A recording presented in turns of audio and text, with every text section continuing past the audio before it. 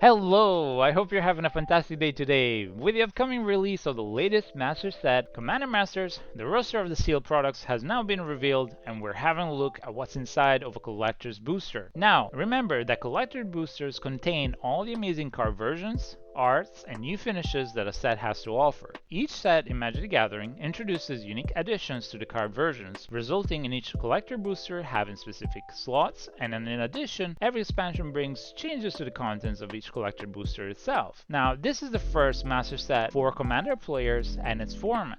A Master Set means that all of the cards in this set are reprints of older cards. Now, the only unique and new cards you'll be able to find are in the Commander decks proper. Therefore, whenever you open a booster pack, its contents, except for the wildcard slots of the set boosters and collector's boosters, will be a reprint of powerful and fun cards. Also, do keep in mind that commons and uncommons are mostly added to a set such as this one to allow for a better drafting experience, and some cards have been downgraded from previous rarities to lower ones to provide for smoother drafting. So, what exactly is in each slot of a collector's booster for the Commander Masters expansion? Each collector booster contains a grand total of 15 playable cards, and it has the following slots. In the first slot, you get 4 traditional foil commons. This particular set contains a total of 130 common cards, with the usual foiling found in Magic the Gathering cards. In the second slot, you'll get 2 traditional foil commons. Now, this particular expansion contains a total of 135 uncommon cards, also with the usual foiling. In the third slot, you'll find a traditional foil basic land in the retro frame. Now, these are a series of 5 basic lands, each drawn by 3 artists: Elena Daner, Rebecca Guay, and Mark Poole. Each artist has 5 lands, making it a total of 15 possible land versions to find in this slot. Now, these lands have never been before done in the retro frame, and I'm a sucker for the retro frame treatment and especially for the lands, so I'm extremely excited for this slot. In the fourth slot, you'll find 2 non-foil borderless commons or uncommons. These can be borderless alternate arts of the normal versions of specific cards. Now, just like borderless cards beforehand, the art in them is alternate and it goes top to bottom, side to side, and behind the text box. This set has a total of 46 normal borderless cards of this specific type, with a total of 12 commons, 13 uncommons, 18 rares, and 3 mythics. This set includes not only the usual alternate borderless art, but also borderless profile art featuring prominent legendary creatures captured in profiles.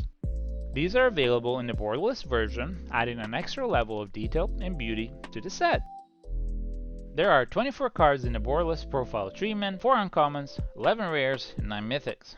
Lastly, there is yet another addition to the borderless family, and this is the borderless frame break card. These cards are quite iconic and feature art that breaks out of the traditional frame with border busting designs such as the Jewel Lotus.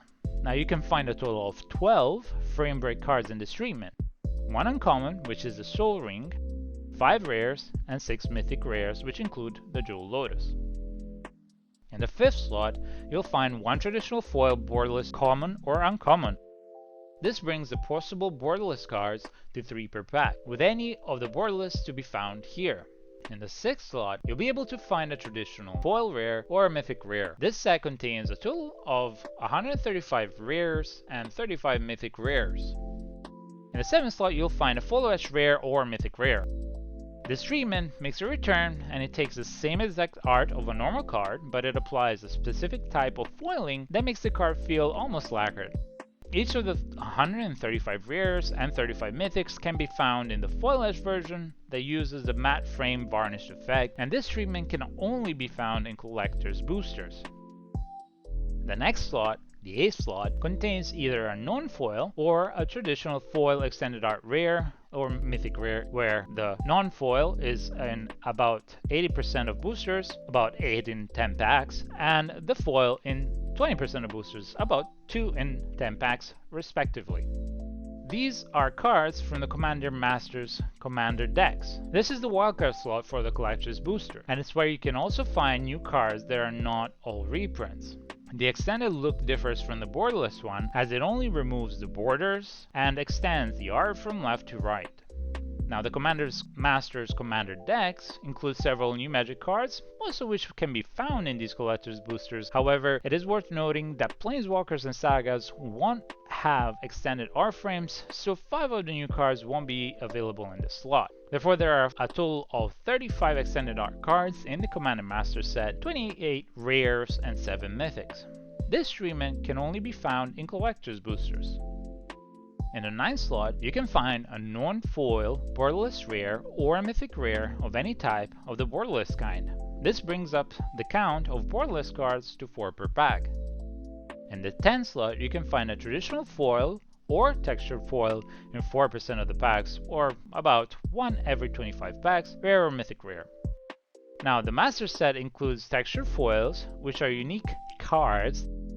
They have a different type of foiling than the standard foils, usually making them flashier, and there is a distinctive texture added to the foiling process that can be noticed under the right light and angle. These cards with this treatment are the same as art versions of the borderless profile cards and the one of the breakaway Jewel Lotus, making a total of 9 profile mythic rares and 1 Jewel Lotus to be printed in a textured foil slot, and this brings the possible amount of borderless cards to 5 per pack, and this treatment can only be found in collector's boosters.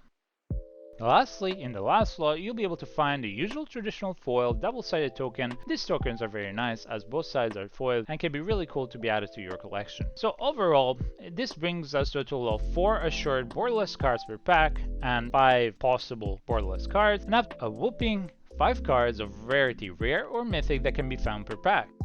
Collector's boosters are ideal for huge fans and collectors of specific sets, especially for Commander players of this Master set. They are also a great gift to purchase for anyone interested to give their special someone who loves Magic the Gathering an amazing gift. But do keep in mind that just like the Double Masters 2022 expansion, each collector booster box will contain only 4 booster packs, so these will be likely very expensive, although in the Double Masters expansion the value of the cards was to be found when you opened a booster pack.